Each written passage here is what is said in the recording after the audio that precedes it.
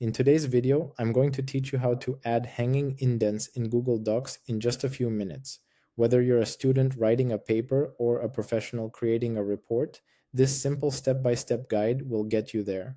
Let's dive in. Here we have a standard reference page, but as you can see, all the text is aligned to the left margin.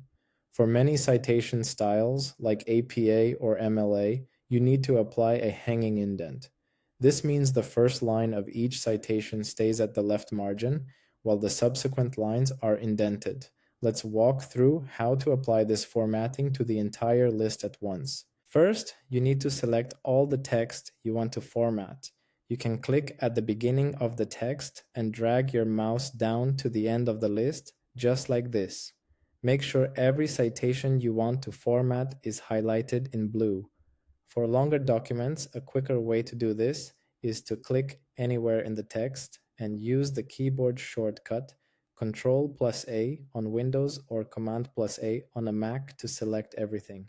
Since we want to apply the hanging indent to all of our references, selecting them all first ensures the formatting is applied consistently and saves you from having to do each entry one by one. With your text selected, the next step is to navigate to the menu at the top of the screen. Click on the Format menu to open a drop-down list of options. From this menu, hover your cursor over Align and Indent to reveal a sub-menu with more choices.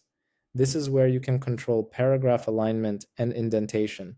Finally, move your cursor down and click on Indentation options at the bottom of this sub-menu. This will open a dedicated dialog box where we can set up the precise formatting we need. Now we are in the Indentation options window. First, make sure that the left and right indentation values are both set to 0. This ensures that the first line of each entry will start right at the page margin. Next, look for the Special Indent section.